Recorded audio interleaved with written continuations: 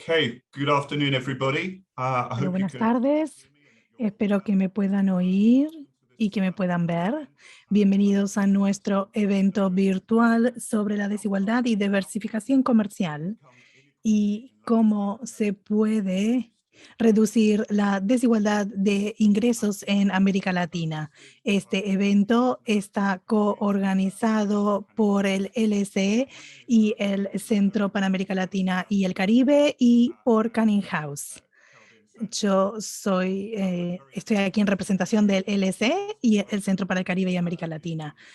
Y le damos la bienvenida al director ejecutivo de Canning House, a Cristina Cortés, también al profesor Vanessa Rubio, el profesor Marcela Meléndez, el profesor Antonio Celia y al profesor también doctor Admir Leboudoui. Así que antes de comenzar, algunas cuestiones prácticas. Tenemos nuestro hashtag en Twitter, que es hashtag LSE Canning House. Tienen que verlo escrito en el chat en el formato correcto. Y tenemos también interpretación disponible hacia el portugués y el español. La pueden activar haciendo clic en el icono del mundo que debería estar en la parte de abajo de sus pantallas. Por favor, hagan clic en ese icono y seleccionen el idioma que deseen oír. También estamos grabando el evento y se va a poner a disposición como un podcast según nos permita la tecnología en nuestro sitio web en el Centro para América Latina y el Caribe del LSE. También vamos a tener la posibilidad de que hagan preguntas y ojalá se las podamos contestar. Así que busquen por favor la función de Q&A que está también en la parte de abajo de sus pantallas. Traten de ser breves en sus preguntas y si lo desean también indicar su nombre para que podamos tomar en cuenta sus preguntas. Ahora le voy a pasar la palabra a Cristina Cortés, que nos va a presentar el foro de investigación de Canning House y el LSE. Bueno, muchísimas gracias, Gareth. Bienvenidos a todos. Este es el primer informe que se hace con el foro de investigación de Canning House y el LSE. Quienes no nos conocen, Canning House es un think tank que está basado en el Reino Unido y que busca promover el entendimiento y las relaciones entre el Reino Unido y América Latina. Somos el foro líder para todo el contacto, liderazgo y debate práctico de América Latina en los aspectos político, económico, social, salud, temas actuales, oportunidades de negocio, riesgos comerciales y demás en el Reino Unido. Tenemos nuestro boletín, nuestros informes y además organizamos eventos para poder fomentar el conocimiento de América Latina, tanto desde el desarrollo de políticas como la difusión de mejores prácticas. Trabajamos en conjunto con ministros, representantes gubernamentales, embajadas, centros de pensamiento, cámaras de comercio y otros actores en el Reino Unido y en América Latina. Nuestro abordaje es independiente, neutro y práctico y aún así no tenemos miedo de meternos con los temas controversiales. Queremos poder brindar esto como lo venimos haciendo desde hace ya 80 años y tenemos toda esta trayectoria porque siempre nos mantenemos en nuestro nivel de excelencia y tenemos relaciones con los mejores expertos en las distintas áreas. Y lo que decidimos fue invertir en un programa de investigación en conjunto con el SEI para poder desarrollar diferentes ideas e investigar las diferentes problemáticas y poder acortar la brecha entre el trabajo académico y la práctica. Entonces, este conocimiento esperamos que nos pueda brindar con reflexiones y oportunidades de aplicación práctica del conocimiento. En esta inversión en el foro en Canning House esperamos que podamos generar valor no solamente desde lo académico, sino también que le sea útil para los desarrolladores de políticas, los formadores de opinión, los think tanks y quienes estén trabajando desde lo más práctico, tanto en el Reino Unido, en América Latina, en los Estados Unidos o en Asia, donde siempre existe interés en esta región. Canning House está muy orgulloso de que este foro esté liderado por el Centro para América Latina y el Caribe del LSE, que tiene diferentes intereses tanto en asuntos internacionales, desarrollo de políticas, cultura, economía y demás, cosa que se alinea muy bien con las prioridades de Canning House. Queremos concentrarnos en el futuro de América Latina y del Caribe con una perspectiva planteada de cara al futuro. Entonces, nuestra primera publicación en esta serie de investigaciones tiene que ver con la desigualdad y la diversificación comercial en América Latina, especialmente para poder reducir la desigualdad. Así que vamos a publicar rápidamente nuestro segundo informe en mayo, que va a tratar sobre el intercambio comercial y el aspecto ambiental en América Latina. Así que es una serie de proyectos que estamos muy contentos de poder presentar, y esta es, digamos, la primera partecita, la primera cuota de todo este trabajo que estamos haciendo. Así que los dejamos con Gareth y con nuestro investigador asociado. Bien, muchísimas gracias, Cristina. Y cómo vamos a manejar este webinario el día de hoy es que vamos a presentarles a nuestro investigador asociado para este foro de Canning House y el LSI. Y luego vamos a contar con la reflexión de 4 panelistas distinguidos antes de abrir a nuestra ronda de preguntas. Quiero entonces presentarles a nuestros ponentes en orden de aparición. En primer lugar, tenemos a Vanessa Rubio, quien es profesora en práctica en la Escuela de Políticas Públicas del LSI y también es investigadora asociada en Chatham House y tiene más de 25 años de trayectoria en el sector público mexicano, habiendo servido como senadora y en 3 ocasiones como viceministra de Finanzas, Desarrollo Social y Asuntos Exteriores. Siempre ha defendido el empoderamiento de las mujeres.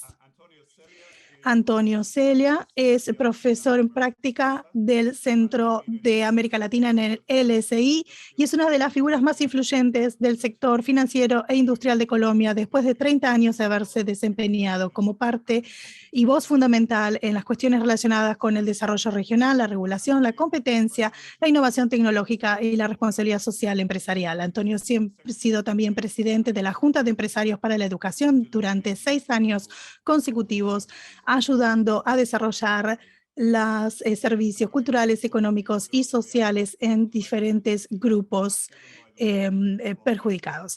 Antonio también ha recibido la Orden de Bocayá, que es la distinción más alta que se le puede brindar en la República de Colombia a sus ciudadanos.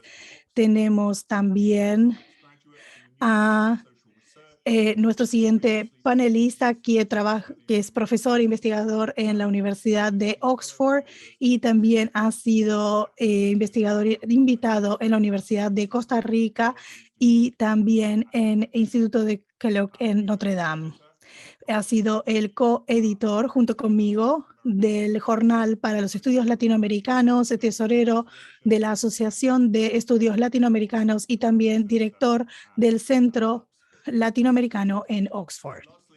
Y por último, para nuestros panelistas, Marcela Meléndez, quien es economista en jefe para Latinoamérica y el Caribe en PNUD y tiene un doctorado en economías de la Universidad de Yale. Y antes de sumarse al PNUD en el 2019, Marcela fue directora gerente de Econestudio, codirectora de la misión de equidad y movilidad social por invitación del gobierno colombiano. Se describe a sí misma como una microeconomista aplicada con un enfoque muy fuerte en políticas públicas, evaluación y diseño. En el PNUD es el líder de producción y análisis de contenido para poder apoyar la toma de decisiones para la región de Latinoamérica y el Caribe. Y nuestro ponente principal es el doctor Amir Lebouy, quien es el investigador asociado de Canning House con base en el LACC. Ha realizado sus estudios sobre política industrial y con énfasis en la gestión de recursos naturales y el desarrollo de agendas sostenibles, con su abordaje económico para la investigación sobre el desarrollo basado en los recursos, las estrategias de diversificación de exportaciones y las políticas industriales verdes.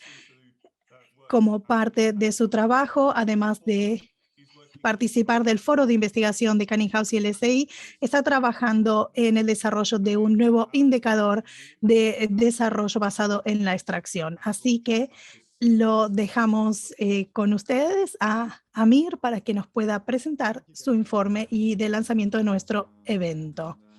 Bien, muchísimas gracias, Gareth.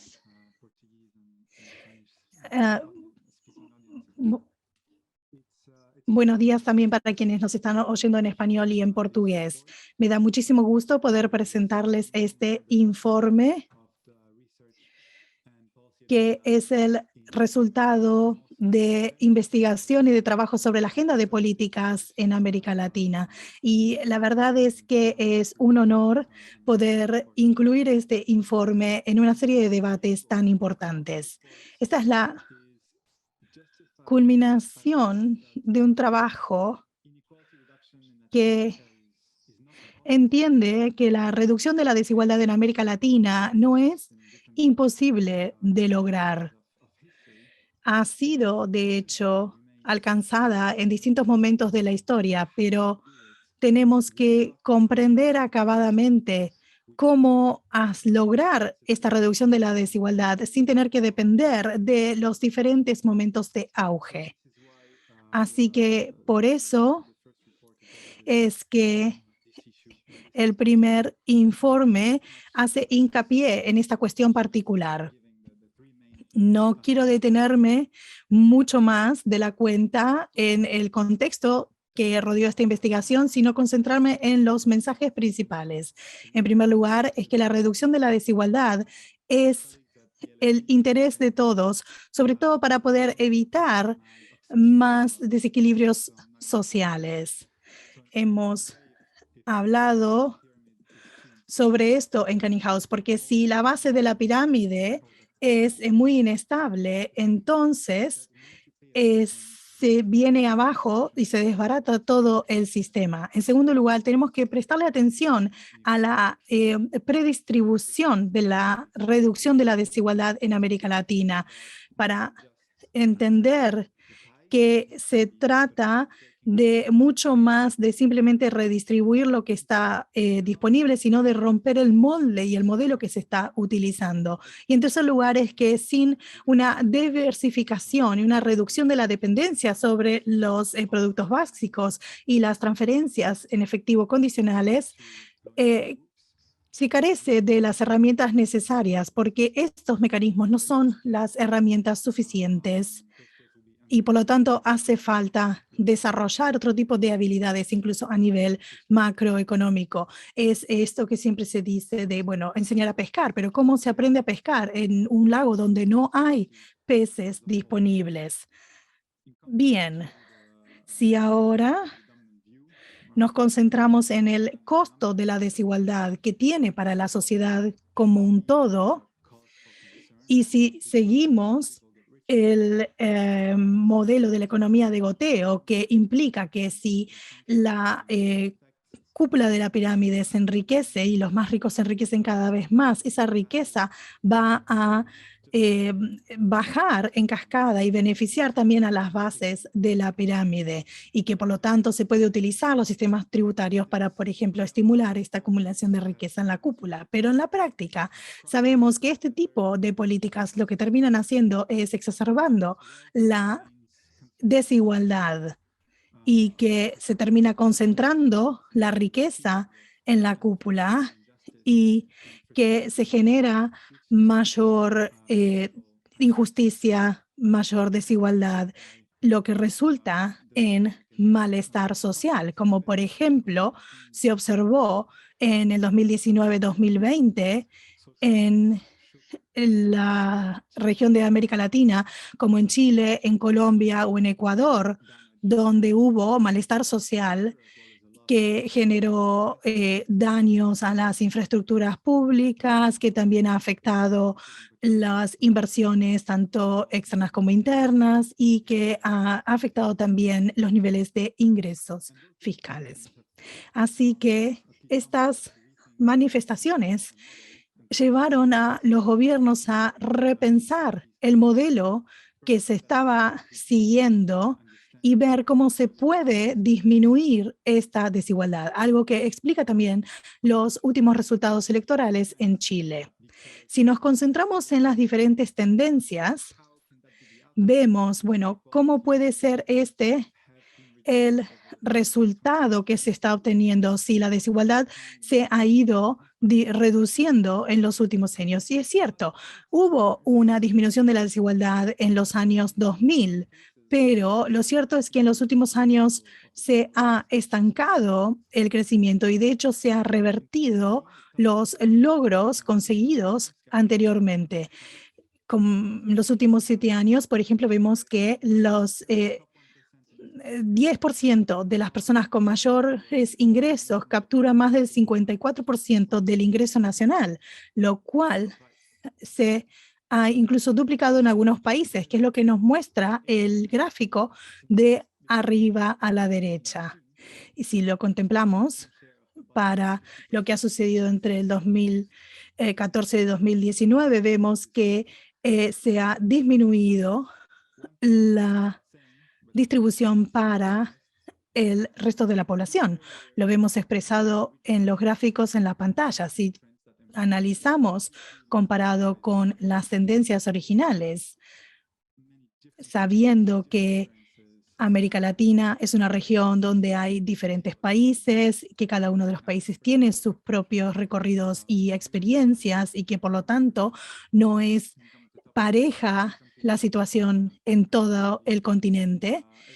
Vemos que hay 3 países, Ecuador, Uruguay y Cuba, donde el ingreso del 50% más pobre de la población es más alto que el ingreso del 10% más rico de la población. Pero, por ejemplo, en China, en Brasil y en México son los países que sistemáticamente han tenido mayor desigualdad y diferencia entre la captura de la riqueza entre los 10% más ricos y el resto de la población. En Bolivia, que en los años 2000 había experimentado una disminución muy marcada de la desigualdad, vemos que la curva se ha achatado y aplanado desde el 2014 en adelante. Ahora, con la pandemia, las cosas y la situación se han empeorado, sobre todo en términos de desigualdad y pobreza.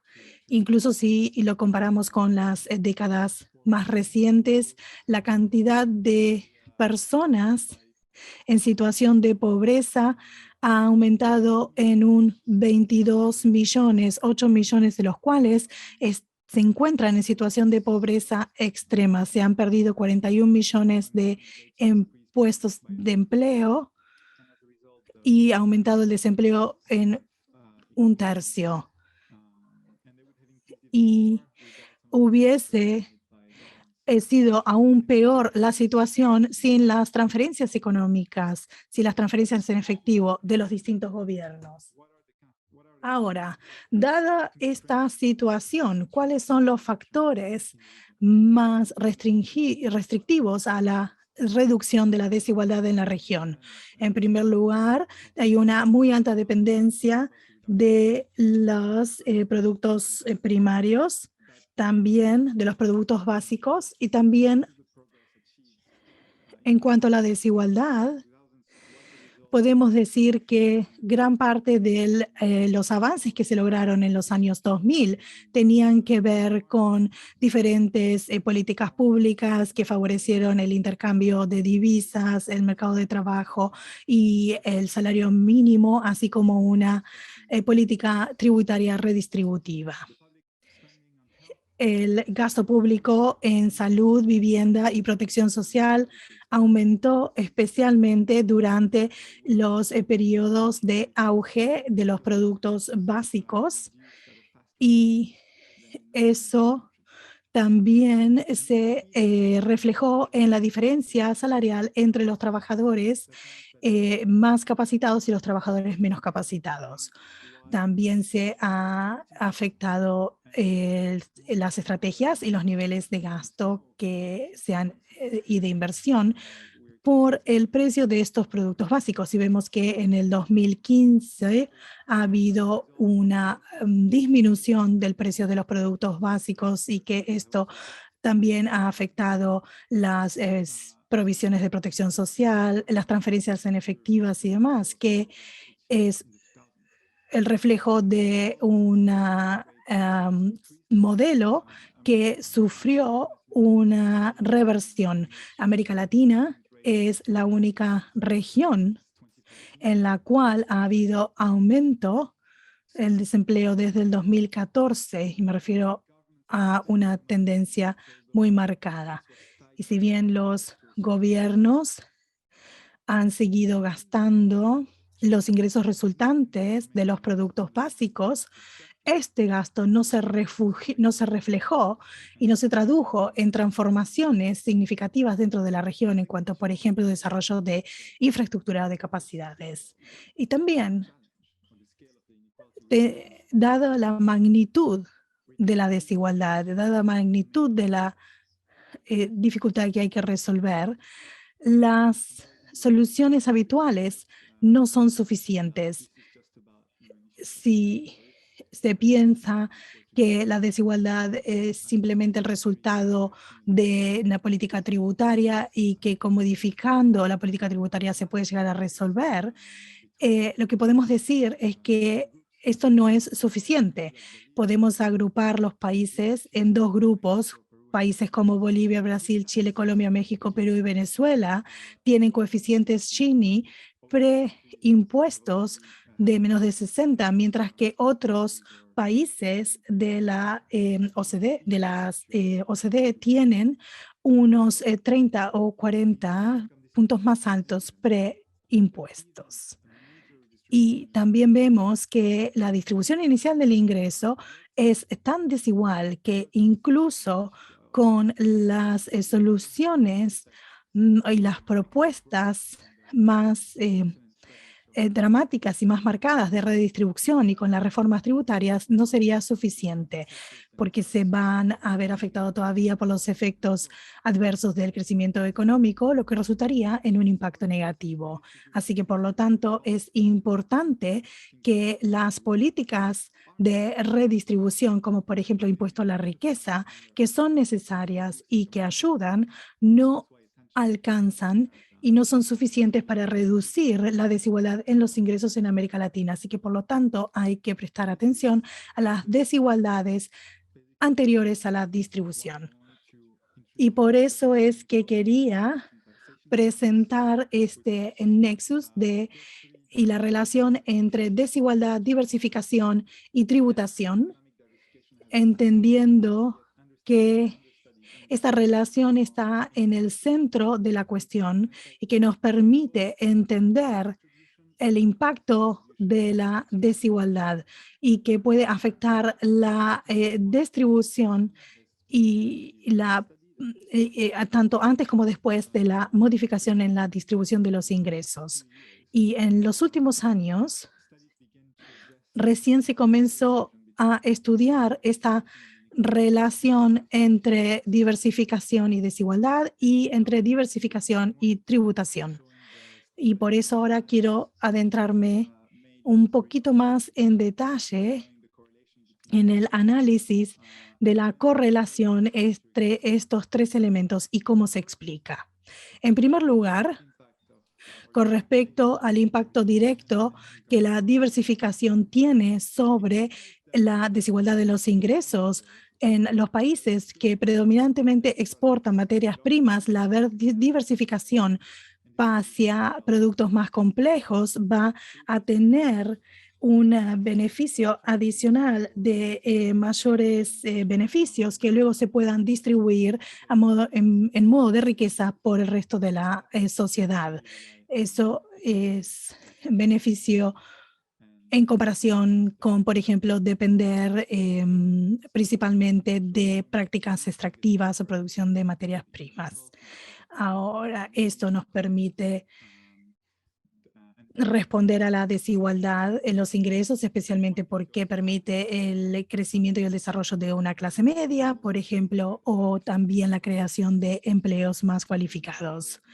Y esta desigualdad que puede mitigarse a través del crecimiento y fortalecimiento de una clase media que también pueda consumir productos manufacturados frente a grupos de menores ingresos que tienden a gastar todos sus ingresos en, por ejemplo, consumo de alimentos, y grupos de clase más alta que de repente gastan su ingreso en bienes de lujos o en otro tipo de actividades.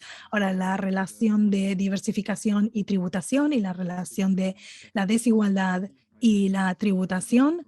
Sabemos que los ingresos de altos impuestos tienen su impacto sobre la desigualdad y la distribución, como lo mencionamos hace un momento.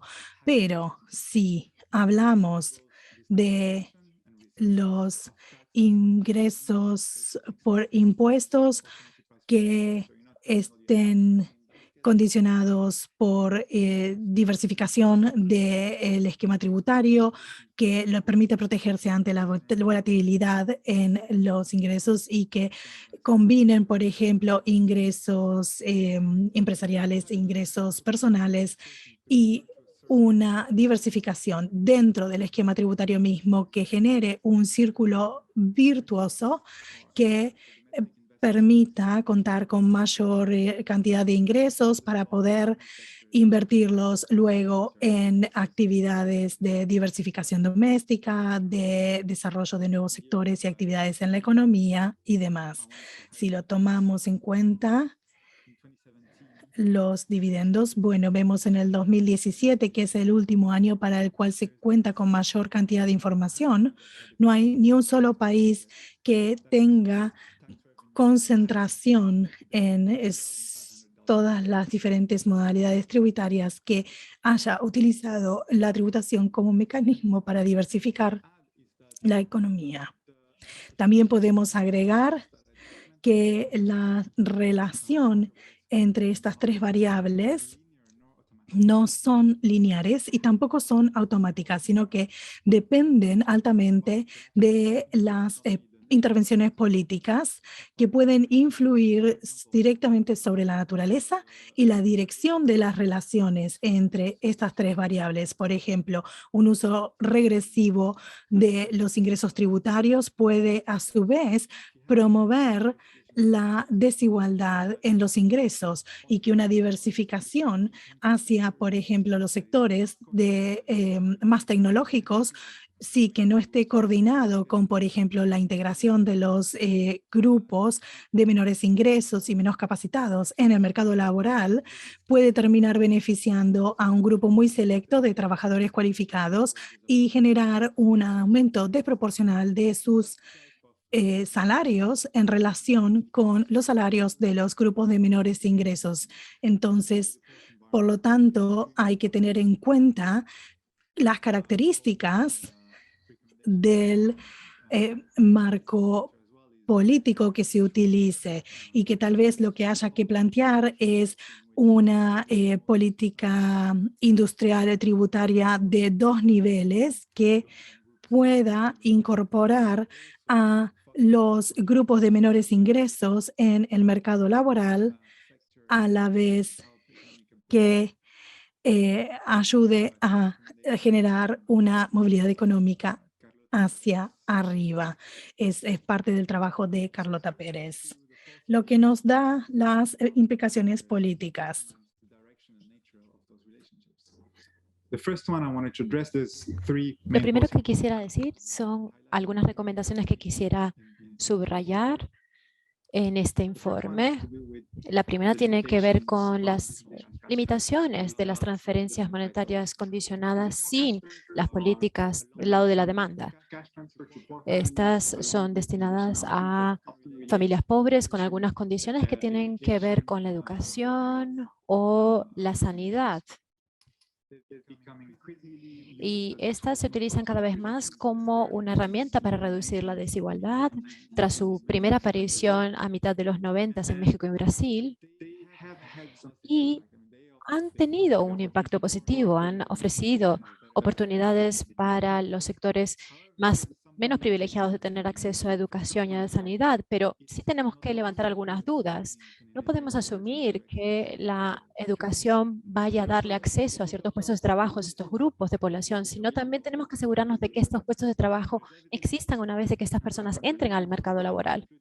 Y sabemos, por ejemplo, inclusive con el ejemplo de Bolsa Familia en Brasil, que muchos alumnos que se han beneficiado de estos programas han tenido muchas dificultades para encontrar buenos puestos de trabajo. Y en ese sentido es fundamental alinear estas herramientas con el tipo de habilidades que se proporcionan y asegurarnos de que estas habilidades sean requeridas a nivel macro y microeconómico. Luego tenemos unas recomendaciones con relación a las intervenciones estratégicas por parte del Estado. Vamos a hablar de políticas industriales, de innovación, entre otras.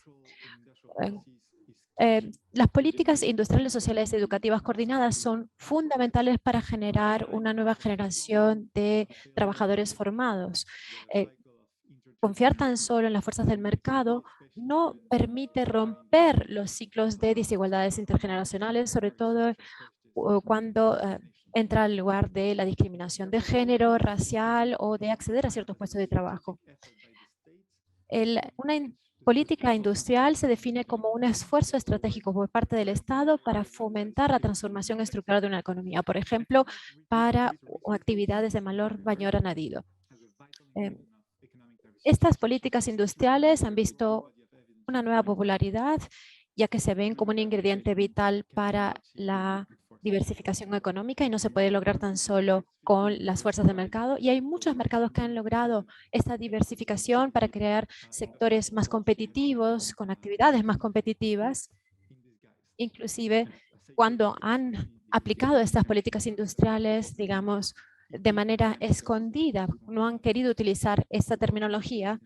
He hablado, por ejemplo, con responsables políticos en América Latina que me han dicho que no llevan a cabo políticas industriales, pero que llevan a cabo apuestas estratégicas dentro del mercado global, que al fin y al cabo quiere decir exactamente lo mismo. Tenemos algunos ejemplos de éxito en el pasado en la región, por ejemplo, la cría del salmón en Chile, que tiene que ver con una gran inversión tecnológica, cuando tiene que ver con la creación de vacunas y control de calidad. También tenemos Embraer, que es un gran ejemplo de éxito de manufactura en Brasil, que se convirtió en una inversión de éxito y competitiva. Sin embargo, cuando hablamos de la política industrial, por supuesto, depende de cuán bien estructuradas están. Tienen algunos beneficios, algunos de ellos ya los he mencionado, y, por ejemplo, permiten guiar a las inversiones donde no se han producido inversiones privadas y puede también ser destinadas a ciertos grupos desventajados y algunas áreas tal vez un poco más aisladas, pero también tiene algunos obstáculos porque debe contar obviamente con las herramientas necesarias para evitar ineficiencias o también para dejar de dar sostén a aquellos sectores que no lleguen a ser competitivos.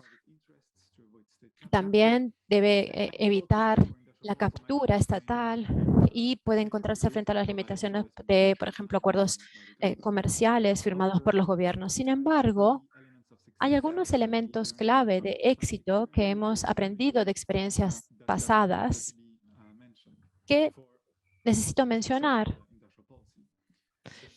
El primero es la inclusión de requisitos de competencia y de desempeño para aquellas empresas que reciban estas subvenciones. Y esto es algo que no se incluye de manera sistemática en la región cuando se han llevado a cabo experimentos de política industrial en los 80s. El segundo es que necesita que se dé un diálogo con el sector privado.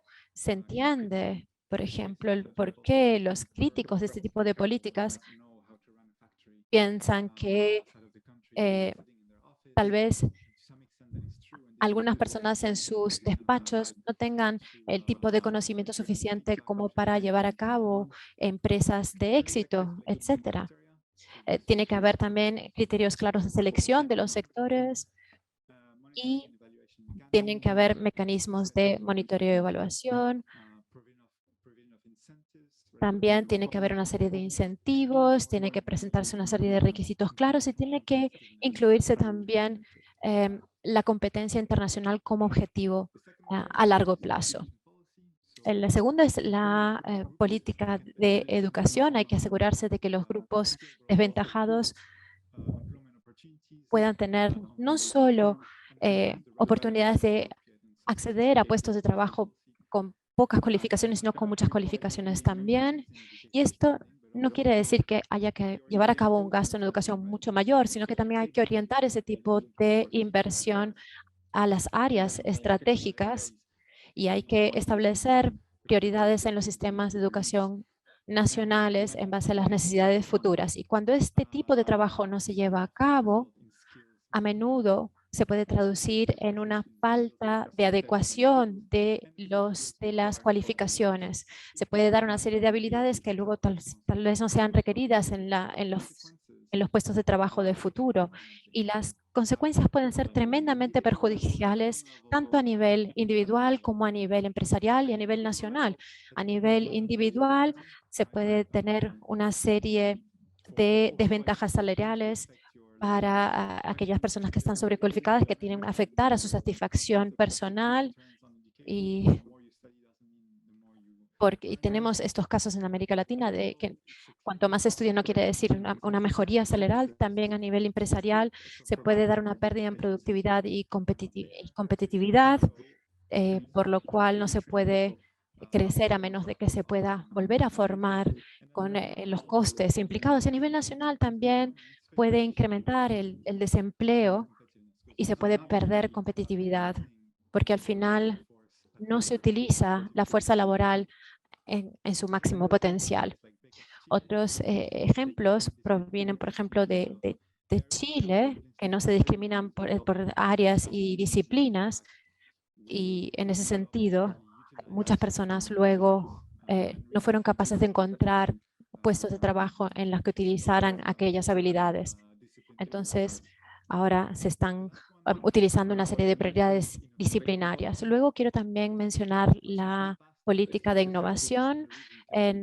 Los éxitos de exportaciones en el pasado se atribuyen al apoyo público del I+D. Tenemos algunos ejemplos en Brasil y en el caso de Chile también, donde el rol de las agencias públicas fue clave para la emergencia de industrias de gran calidad que antes no existían antes de estas intervenciones. Sin embargo, en los últimos años, los gobiernos latinoamericanos se han sentido reticentes para llevar a cabo políticas proactivas de innovación y se han centrado en incentivos neutrales de precio, es decir, reducciones fiscales para gastos en I+D, y hay pocas pruebas de que este tipo de intervenciones hayan tenido éxito, por lo cual lo que se necesita no es tan solo un gran incremento en la inversión en I+D, sino también en una nueva serie de instituciones que fortalezcan los sistemas educativos, la propiedad intelectual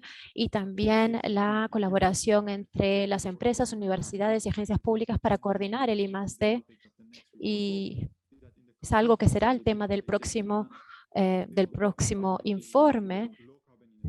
Digamos que en los esfuerzos de descarbonización, el I+D será fundamental para las empresas latinoamericanas. Y se reconoce que la innovación provendrá justamente de este tipo de inversión. Y para concluir, en el informe, uno de los mensajes principales es que la posibilidad de los estados de redistribuir el sistema fiscal o facilitar el consumo entre los grupos desventajados puede que no sea suficiente para reducir sosteniblemente la desigualdad en los ingresos, porque en este caso no se abordan los obstáculos como son, por ejemplo, las capacidades productivas limitadas o la pobre absorción del mercado laboral en los sectores más desprivilegiados. Entonces, más allá de redistribuir la riqueza que ya existe, hay que generar nueva riqueza con nuevas oportunidades para el empleo. Entonces, hay que centrarse en combinar la diversificación para incrementar la demanda de trabajo, así como también hay que llevar a cabo políticas de innovación y de educación sofisticadas y coherentes. También la crisis de la COVID-19 ha representado un contexto crítico para repensar la política industrial de la región. Las disrupciones a nivel en las cadenas de suministro globales han demostrado la mayor vulnerabilidad de la región, que dependen demasiado de las exportaciones de productos básicos, el turismo y la importación de bienes manufacturados. Y en este contexto hay una necesidad urgente de repensar la importancia de la diversificación en el contexto de la reducción de la desigualdad y de crear oportunidades de trabajo que pueda reducir esta desigualdad y obviamente para dejar de lado un modelo que en realidad sí propicia la desigualdad para mejorar, para propiciar actividades más complejas y de mayor contenido. Con esto quisiera agradecerles su atención y también quiero agradecer a todos aquellos expertos que han revisado algunas versiones previas del documento, me han dado muy buen feedback y también quiero agradecer todos sus aportes y también quiero agradecer a Canning House. Aquí tienen un enlace. Aquí tienen algunos de mis datos de contacto en caso de que quieran ponerse en contacto conmigo para formularme preguntas. Muchas gracias a todos. Muchas gracias, Amir. Vamos a incluir algunos de estos enlaces en el chat de manera tal de que las personas tengan la posibilidad de escribirte. Para continuar con tu metáfora, nos has dado mucho en lo que pensar. Ha sido una presentación muy detallada, muy profunda y para entender sus implicaciones, tal vez voy a comenzar la discusión. Voy a comenzar con Vanessa y luego continuaremos con Antonio, de Antonio a Diego y de Diego a Marcela y luego vamos a volver con Amir para que des tus respuestas. O sea que Vanessa, te cedo la palabra. Muchas gracias. Muchas gracias, Gareth. Muchas gracias, Cristina, por este ejercicio y por invitarme a ser parte de este panel con Antonio, Diego y Marcela. Quisiera comenzar comentándole el doctor a mí y agradeciéndole por este informe que es muy interesante. Estoy de acuerdo con que necesitamos encontrar opciones políticas para reducir la desigualdad en la región más desigual del mundo, de hecho, una donde el 10% de los más ricos concentra el 37% de los ingresos totales, mientras el 40% de los más pobres tan solo recibe el 13% de esos ingresos. Entonces, sin lugar a dudas, necesitamos avanzar en sentido más amplio sobre cómo podemos crear un crecimiento más sostenido y sostenible en los próximos años. Sin lugar a dudas, creo que la diversificación es fundamental como una fuente de un crecimiento más sostenible y menos volátil. Estoy de acuerdo contigo en esto, Amir. Algo que me gustaría subrayar, sin embargo, es que no es suficiente. Es un recorrido o es un camino muy interesante, es una política muy interesante y es una que mi propio país ha explorado y viene explorando desde los años 90. Tal vez de todos los países de la región, México tiene la economía más abierta y más diversificada. Y si observamos México antes del 94, no teníamos ningún acuerdo comercial y a partir del 94 hasta hoy en día tenemos ya 13 acuerdos de libre comercio con 50 países en el mundo. Entonces, hablando de un país que realmente pensó que la diversificación era un elemento fundamental para crear un crecimiento más amplio e inclusivo, pues yo creo que México sin lugar a dudas es un ejemplo de ello. Y creo que es un buen caso porque esa diversificación ha proporcionado de manera determinante herramientas para reducir la desigualdad y también ha probado que la diversificación no es suficiente. Entonces, cuando una ve, por ejemplo, el porcentaje de mexicanos en el 2000 que no tienen acceso a sanidad, y esta es Coneval, que es la institución nacional que estudia las políticas sociales y pobreza en México, es una institución independiente. En el 2000, el 59% de los mexicanos no tenían acceso a la sanidad, mientras en 2018 eran 16%. O sea, sin lugar a dudas, es mejor un 16% con 59% cuando hablamos de falta de acceso a la sanidad, pero tenemos que seguir progresando, por lo cual digo, es una buena política, pero no es suficiente. Si estamos hablando, por ejemplo, de saneamiento, la falta de saneamiento en el 2000 era del 50% y en el 2017 era 6,3%. Agua era también enorme en el 2000, hoy es 7%. Electricidad era 13% y ahora es 0,4%. Entonces, sin lugar a dudas, esto nos prueba que la diversificación da la posibilidad de dar mayor acceso a las personas a las necesidades básicas, la nutrición, alimentación, educación, obviamente vivienda, pero una vez más no es suficiente porque todavía tenemos un porcentaje de la población que no tiene acceso a estos servicios y en ese sentido tenemos que seguir pensando en qué más podemos hacer. Así que sin lugar a dudas estoy de acuerdo con esa premisa. Creo que México nos da un ejemplo perfecto en este sentido, pero una vez más quiero enfatizar que no es suficiente. Ahora quisiera sobre todo detenerme en los 3 puntos del principio, Amir. Tú dijiste que la reducción de la desigualdad tendría que ser en el interés de todos, sin lugar a dudas. Yo creo que algo que deberíamos tener en mente y que no podemos subrayar lo suficiente es la injusticia social. El hecho de que nos esperábamos la, que la duplicación o la triplicación tal vez de la riqueza habría reducido de manera mágica muchos de los problemas sociales o la falta de acceso a las necesidades básicas. Y eso no sucedió porque necesitamos políticas como las que tú elucidaste en tu eh, informe para poder crear un crecimiento económico sostenido y sostenible.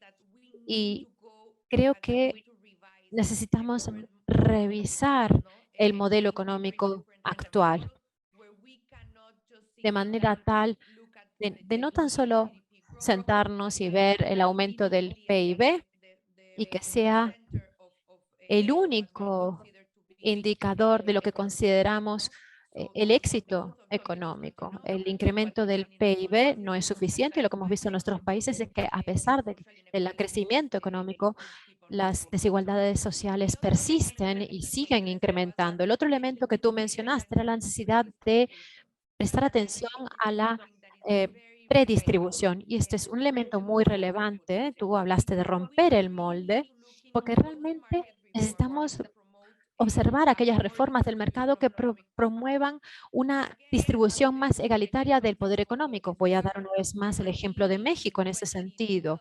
Nosotros en 2020 decidimos como país que queríamos aspirar a reformas de segunda, tercera generación en el sector energético, laboral, educativo, en competición en la industria de telecomunicaciones que nos podrían dar esos elementos de predistribución de manera tal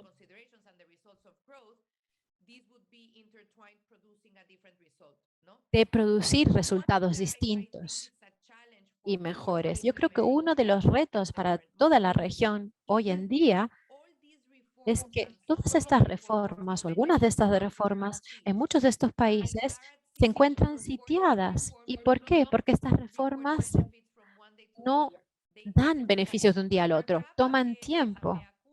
Y tal vez como una mea culpa, puedo decir que uno de los aspectos es que no hemos sido lo suficientemente eficientes al comunicar esto a la población, explicar de que no se trata de una reforma energética que nos proporcionará una transición energética a 2 o 4 años, a veces requiere de décadas, o que esa transición educativa tampoco no sucederá de un día para el otro y que para ver un efecto positivo y tangible en la vida de las personas tendremos que esperar un tiempo, por lo cual creo que deberíamos mejorar al definir las prioridades de estas políticas de predistribución o medidas de predistribución.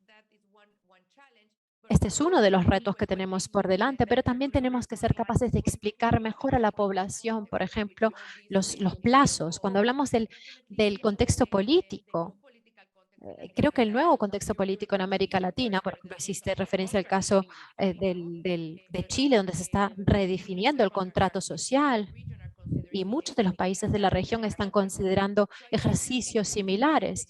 Yo creo que en esta redefinición del concepto de crecimiento y esta redefinición del contrato social,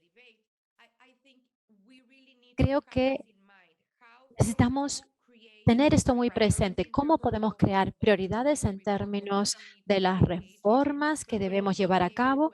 Pero también tenemos que ser capaces de explicar los resultados y los plazos de estos resultados a la población de manera más eficiente. También hiciste referencia al hecho de que sin diversificación y sin reducir la dependencia de los productos básicos, las transferencias monetarias condicionadas son insuficientes. No puedo estar más de acuerdo, pero creo que las transferencias monetarias son siempre insuficientes porque las transferencias monetarias actúan como un elemento que corrige algo que está intrínsecamente limitado o equivocado. Entonces es un corrector. Obviamente las transferencias siempre están allí y son un elemento para proporcionar el mínimo a ciertos segmentos de la población. Pero si tenemos una visión más amplia que pretende dar un crecimiento sostenible y sostenido, pues quisiéramos lidiar con esos elementos limitantes e intrínsecos desde el principio. Y algo en lo que no pensamos lo suficiente o que no debatimos lo suficiente es la naturaleza política y electoral de estos programas sociales, de estas transferencias monetarias, porque existe y a menudo es el elefante en la habitación. Es algo a lo que nadie hace mención. ¿Cuáles son los incentivos para los políticos? ¿Cuáles son los incentivos para los creadores de políticas públicas para deshacerse de ese esquema de transferencias monetarias? Pues no tiene ningún tipo de incentivo, porque, porque lo que los pobres son para muchos es una base de posibles votantes y es un incentivo que tenemos que cambiar para tener una visión más a largo plazo, más estructural de cómo lidiar con la pobreza y con la falta de acceso a servicios mínimos. Es decir, este tipo de cambios estructurales no deberían implicar ganancias políticas, pero si es aún así, entonces no tendremos el incentivo para hacer reformas estructurales. Y es algo en lo que he estado pensando desde que fui viceministra de Desarrollo Social. Me parecía fundamental aportar un enfoque más científico, más transparente. Yo creo que la transparencia es fundamental, pero cuando hablamos de políticas sociales es absolutamente esencial. No quisiera tomar más tiempo, tan solo quisiera em, felicitarlo por todos esos aportes que ha hecho en este informe. Y sin lugar a dudas, creo que necesitamos generar nueva riqueza, pero necesitamos tener presente cuál es la calidad de esa nueva riqueza que generemos. Y esa calidad, ese crecimiento debe ser más inclusivo, más sostenido, más sostenible.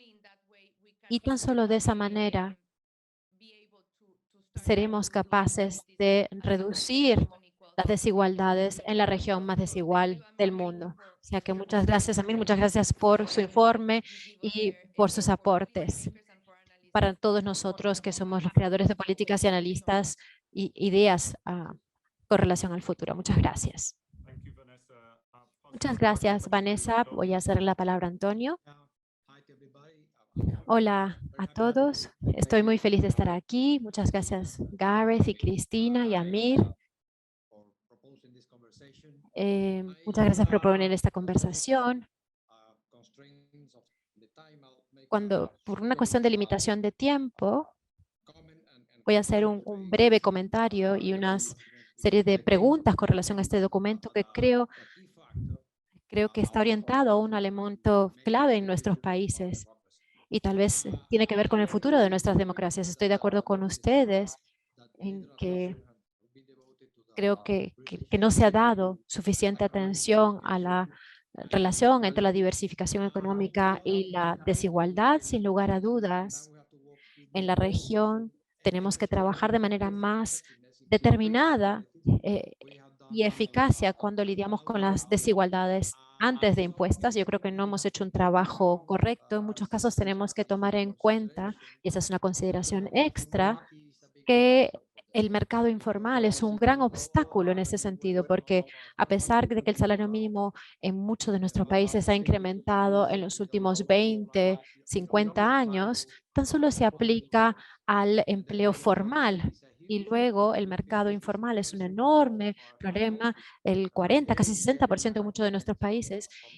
Y obviamente, todos esos trabajadores no pueden beneficiarse de las políticas sociales que suelen tener un diseño muy pobre. No tengo dudas de que la reducción de la desigualdad es una prioridad nacional y nos utilizamos en Alberto Lledas en español, un expresidente de Colombia, decíamos propósito nacional, pero tengo también que hablar de la pobreza. Los números de la pobreza son terribles.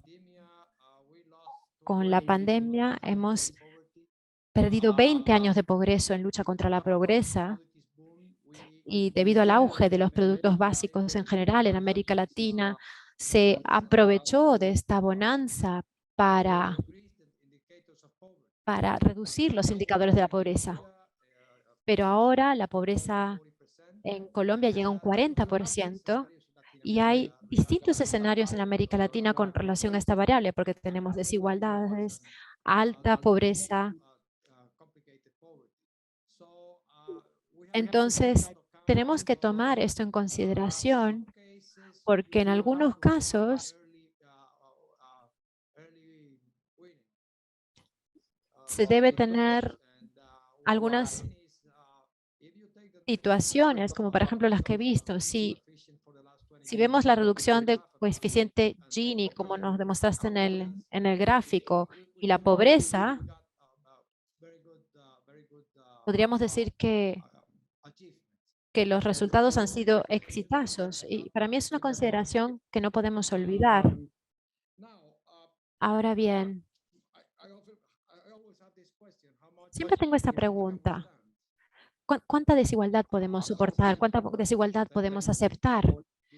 38, 40 de Gini coeficiente, podemos reducir del 41 en Colombia.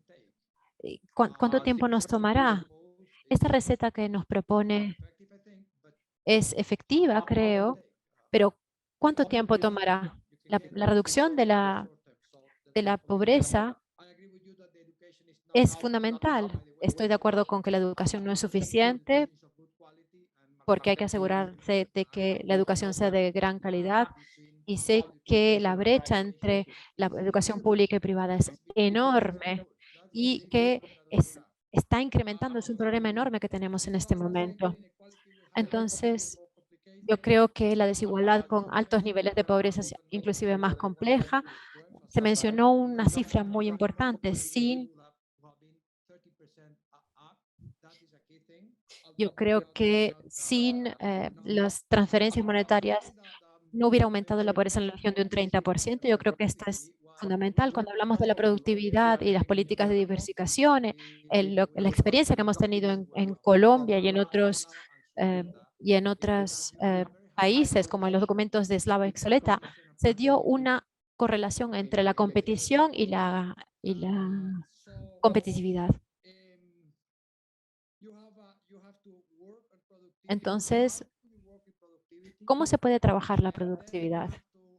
Y luego, también hay que comenzar un diálogo fluido y frecuente entre los sectores público y privado.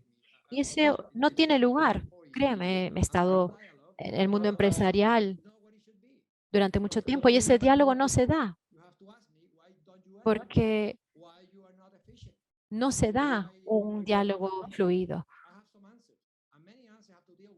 Y a veces muchos de diálogo tiene que ver con subvenciones, con falta de protectividad. En Colombia, por ejemplo, nuestra economía es muy cerrada, todos los indicadores de los últimos 25 años dan prueba de esto y el comercio dentro de la misma región es muy pobre, casi inexistente, y hemos llevado a cabo muchos esfuerzos para integrar las comunidades comerciales dentro de América Latina y en la mayoría de los casos estos esfuerzos han fracasado por motivos ideológicos.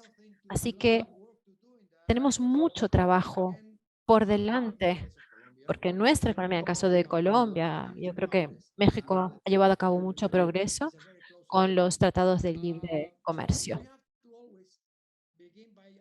Because when we talk about exports, Porque hablamos de exportaciones y ese es el inicio de la consideración, porque si hablamos de diversificación comercial, eso es una política orientada hacia la exportación, no es algo que está mirando hacia adentro, porque para ambos casos necesitamos comunidades empresariales y emprendedores que son quienes van a poder interpretar y traducir todas estas propuestas en señales concretas como parte de este proceso. Entonces, ¿por qué no somos eficientes? ¿Por qué no exportamos? ¿Por qué no abrimos? Esas son preguntas interesantes para plantearnos. Y otra cosa interesante en el caso de Colombia es que la productividad está concentrada. Más del 82% de las empresas, no, por ejemplo, han actualizado sus formatos y eso es parte de las iniciativas que se pueden llegar a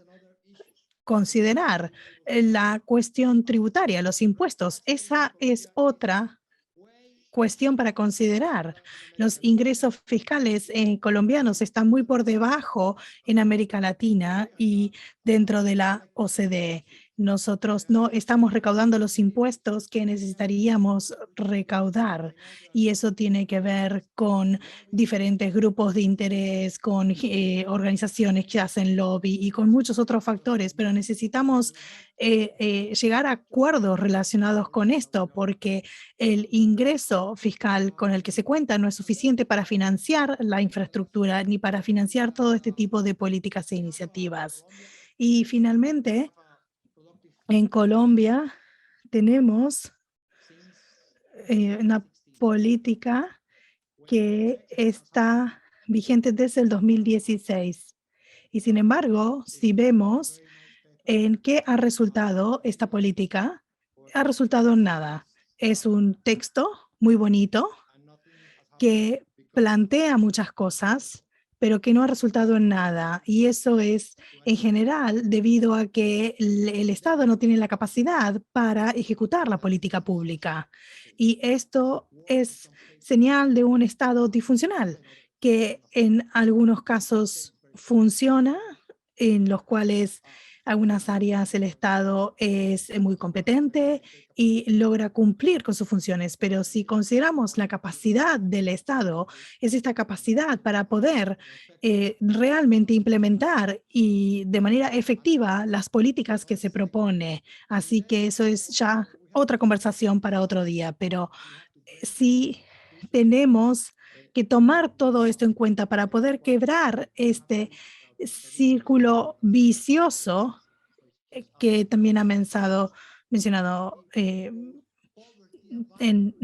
colegas y panelistas. Marcela seguramente lo va a mencionar en Perú, para que nos pueda permitir quebrar este ciclo de desigualdad y que nos pueda ayudar a superar esta situación de un estado disfuncional.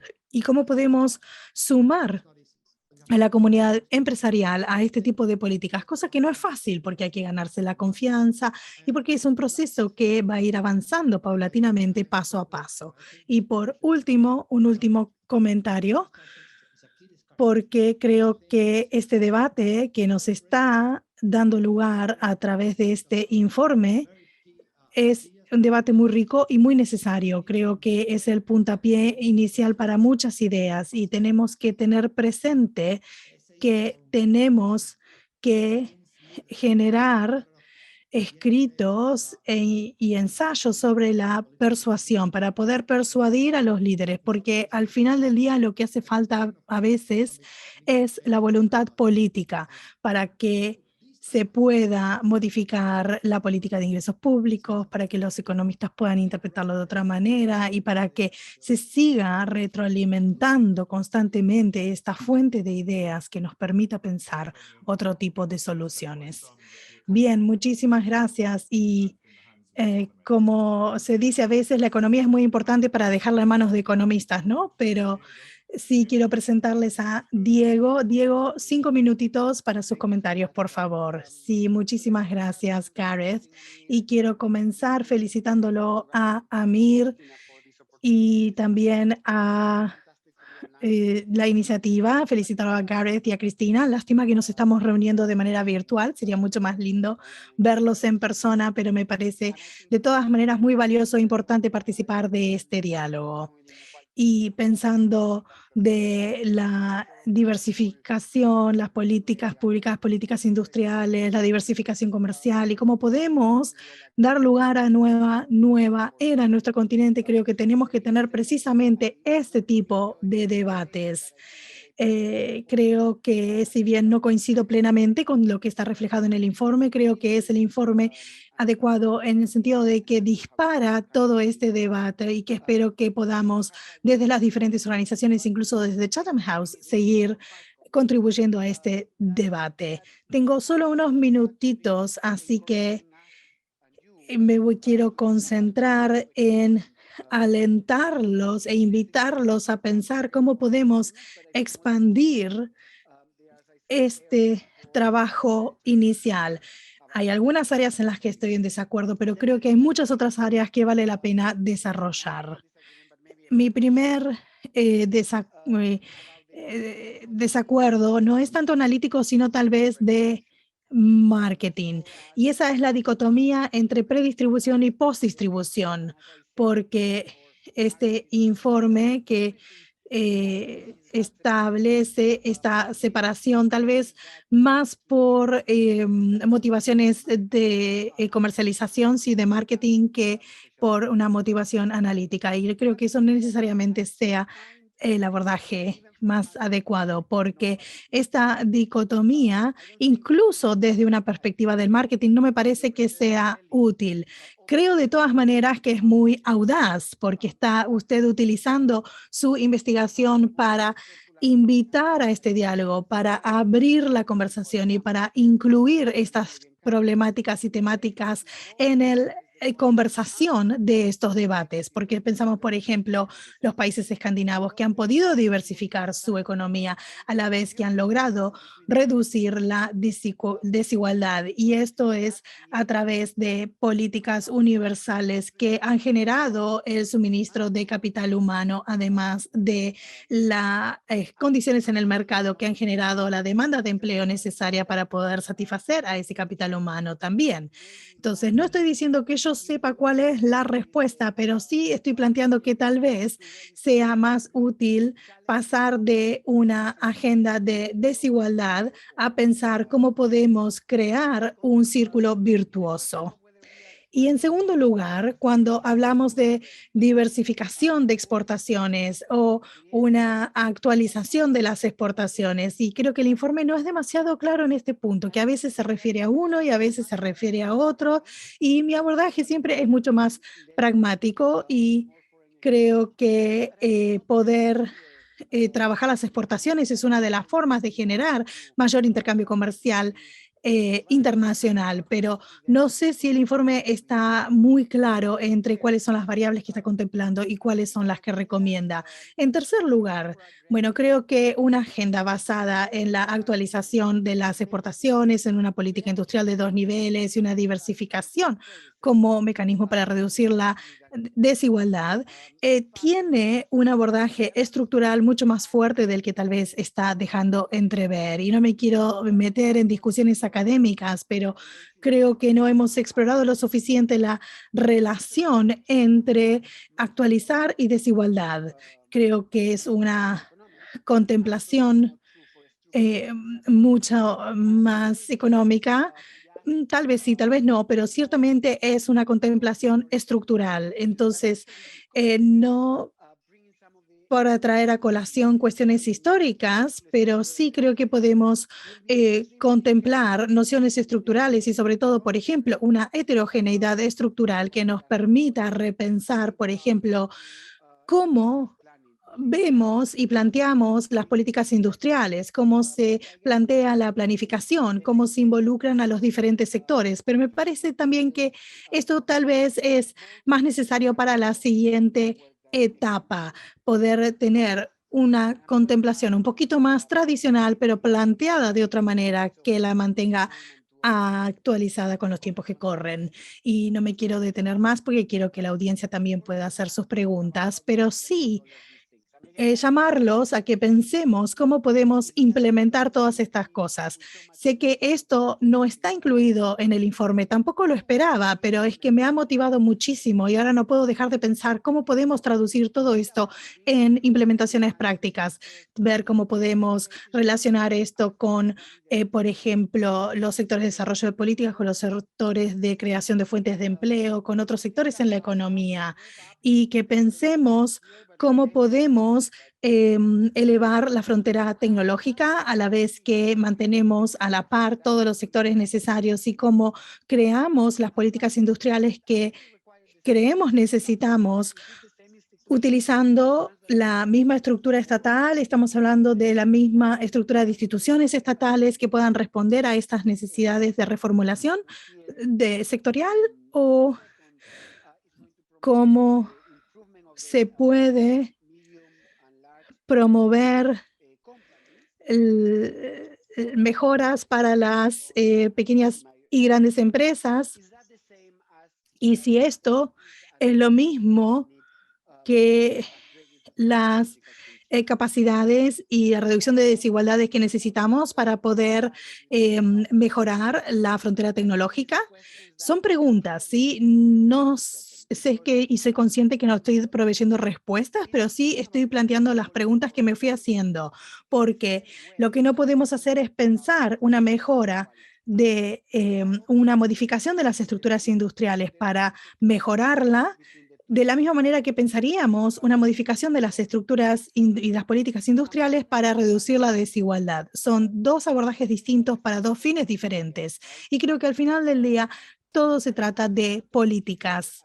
Y no sé si coincido plenamente con usted cuando dice que promover una política de mejora y actualización industrial no es lo mismo que trabajar sobre las políticas tributarias. Tal vez esto no necesariamente se aplique a América Latina, porque sí es cierto, depender de los productos básicos no es lo mismo cuando los precios están muy altos y están en auge que cuando están bajos, porque cuando están en bajo los precios de los productos básicos no tenemos los ingresos necesarios para poder implementar las políticas que se quiere, pero sí tendríamos que en las siguientes etapas de investigación ser mucho más específicos sobre las recomendaciones políticas que se hagan y ver cómo se plantean y se piensan las diferentes coaliciones según cuáles son los distintos segmentos interactúan entre sí a la hora de implementar estas políticas. Y para finalizar, quiero decir que yo tenga tantas preguntas, me parece, es en reflejo de lo bueno que es este documento, que ha logrado su objetivo de cambiar el diálogo, de echar luz sobre los desafíos que enfrenta América Latina. Y ahora que estamos cambiando el tono de la conversación, es que podemos seguir hablando en el futuro. Así que muchísimas gracias. Bueno, gracias, Diego. Pasamos a Marcela. Pleasure to be here to discuss issues. Muchas gracias, Garrett. Es un placer estar aquí para discutir estos temas tan importantes. Yo comparto la premisa que pensar apropiadamente en la reducción de la desigualdad en América Latina requiere de pensar en el crecimiento económico. Es la misma premisa que tenemos en el informe que lanzamos en 2021 sobre la desigualdad y el crecimiento en América Latina y el Caribe. Yo creo que la apuesta por la diversificación es un canal para el crecimiento que depende menos de la volatilidad de los precios de los mercados internacionales, pero estoy de acuerdo con Vanessa en que no es tan claro.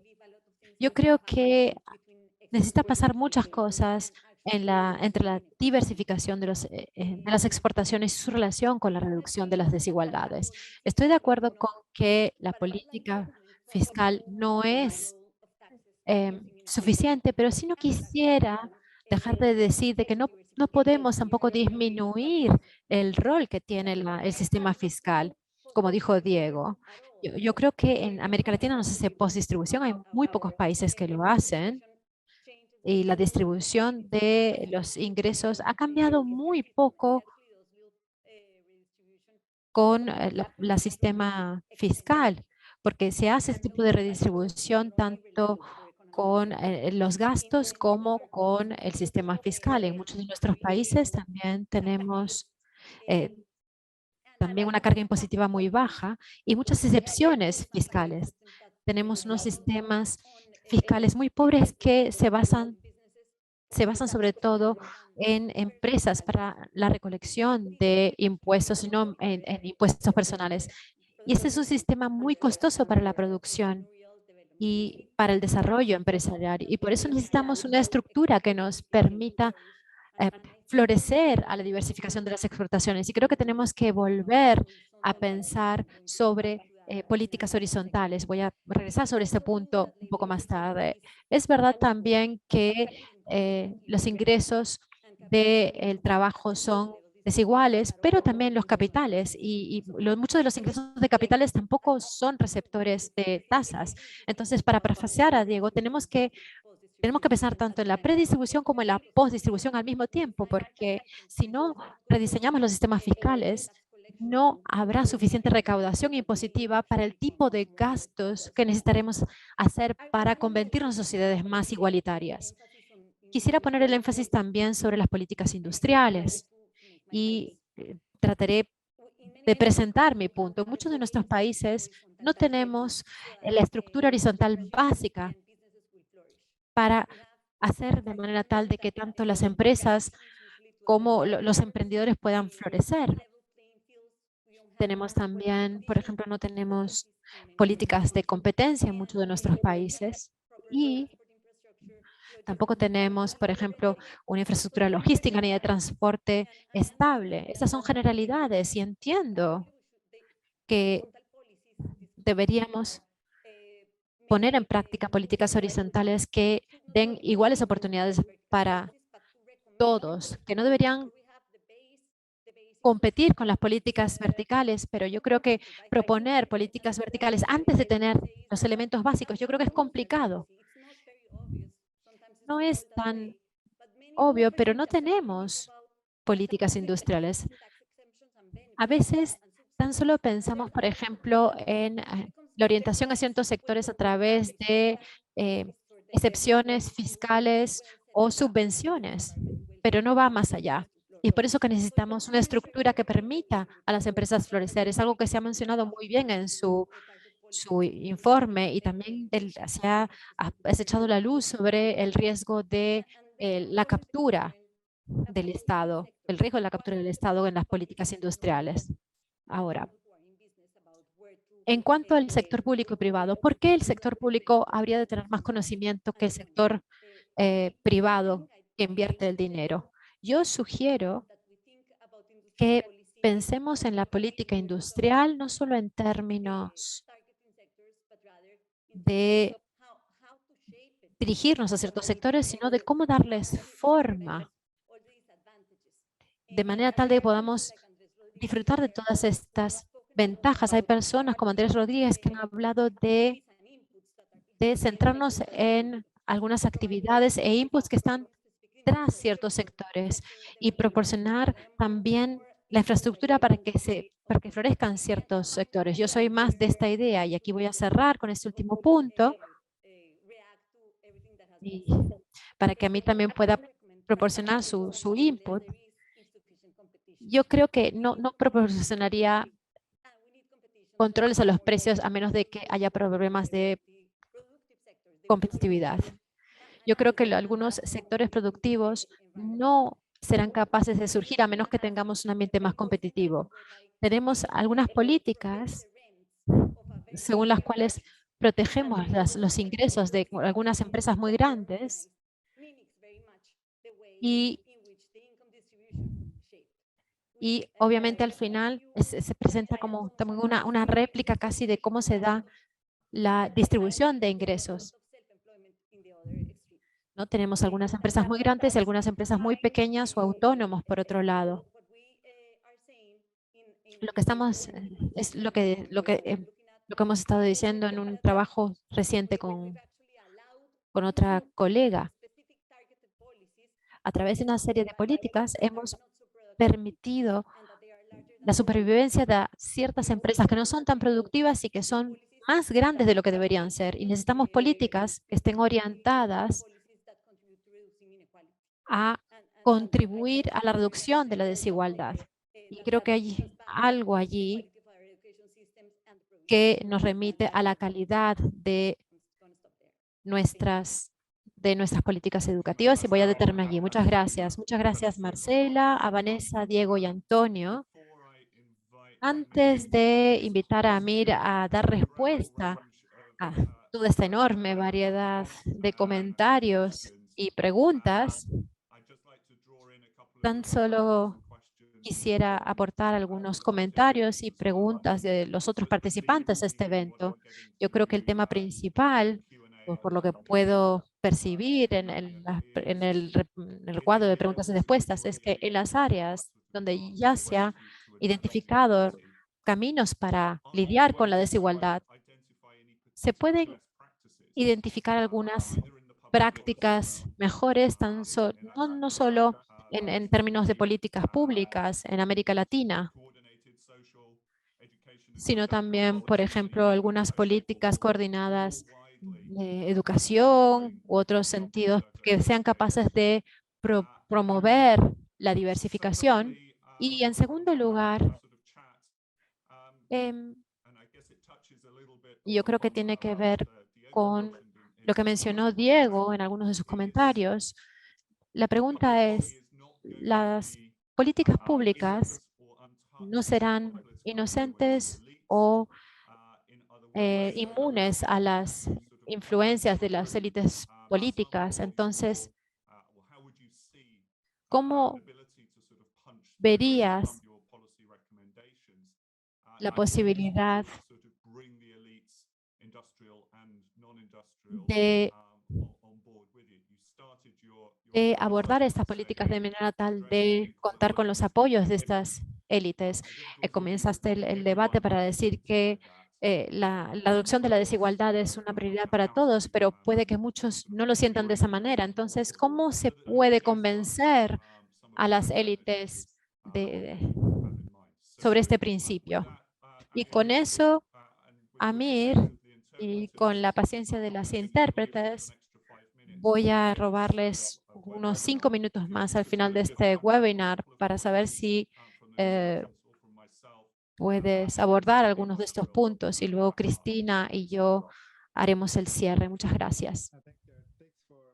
Muchas gracias, Gareth, y muchas gracias a todos por sus comentarios y por sus inputs. No sé por dónde comenzar.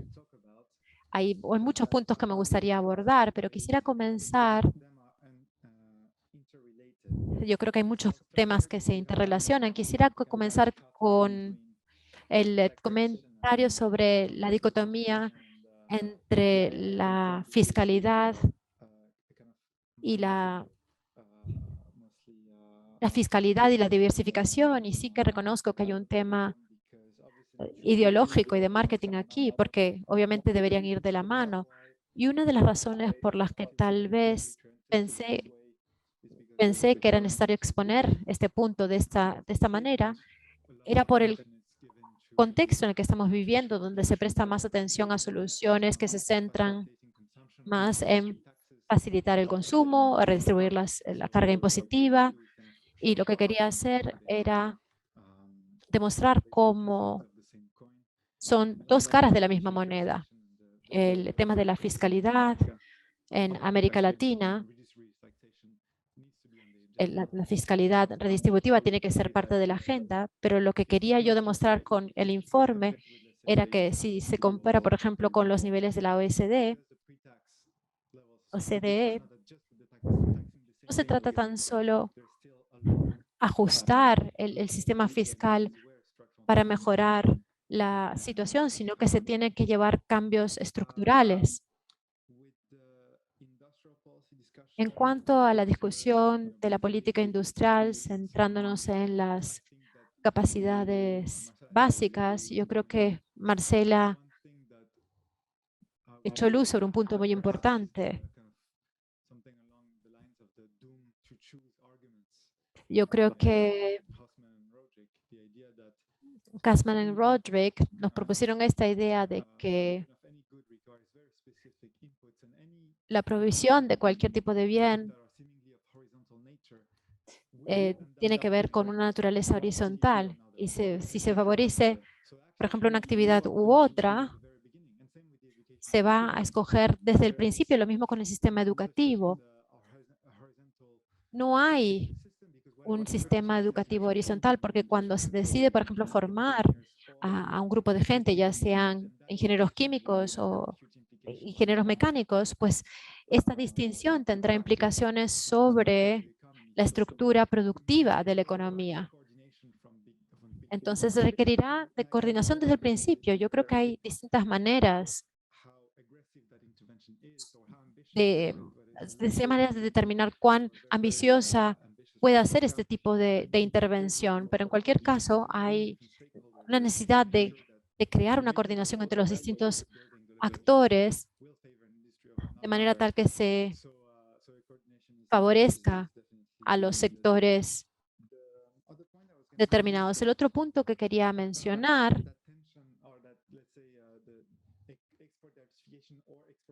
sobre la diversificación o sofisticación de las exportaciones me parece muy interesante, porque yo creo que fui intencionalmente vago sobre la relación entre los dos por muchos motivos. Para comenzar, porque hemos hablado a nivel regional, y para entender realmente cómo se interrelacionan, necesitamos el contexto específico de cada país, porque hay ciertos países que tal vez necesitan más diversificación o más sofisticación de sus exportaciones. O hay ciertos países que tal vez puedan lograr ambas aspiraciones al mismo tiempo. Y esto tiene que ver también con el punto de Vanessa sobre México. México ha logrado más diversificación de las exportaciones que otros países de la región, pero todavía tiene tasas muy altas de desigualdad como Brasil. Y esto en México tiene que ver con la falta de sofisticación de las exportaciones, sino la falta de diversificación. El modelo de las maculadoras, por ejemplo, tiene muy poco valor añadido, y este es un gran desafío para la reducción de la brecha entre los pobres y los ricos. pero digamos un país que tan solo depende del petróleo, tal vez, por ejemplo, pueda abordar el tema de otra manera.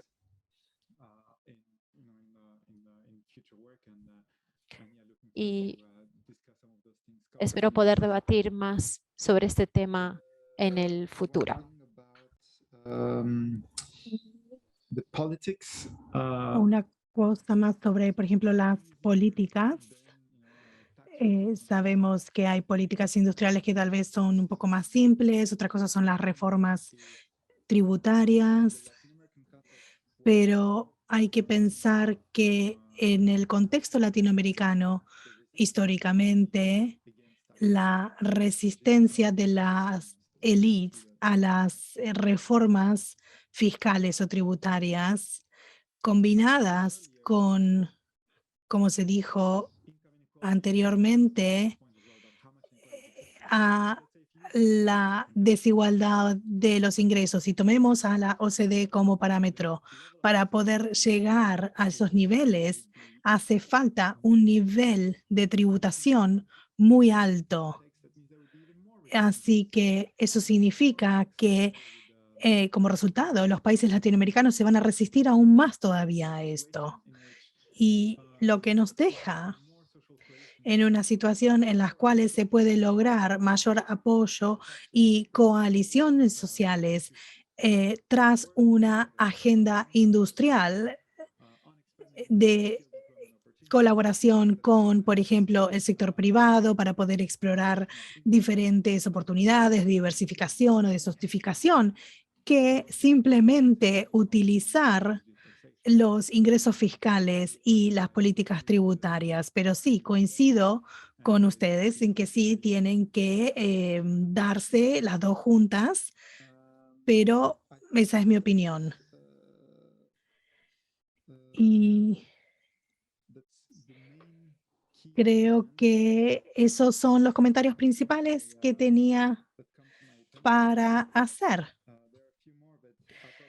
Y algunos más comentarios pequeños, pero querría poder reflexionar un poco más antes de continuar con este debate, que como bien dijeron, este es el puntapié inicial, es el comienzo de este debate que esperamos podamos continuar y que ojalá nos ayude a cambiar la conversación y que no quede simplemente dentro de la región, sino que nos permita plantear intervenciones políticas más sensibles y que sean más aplicables. Así que muchísimas gracias.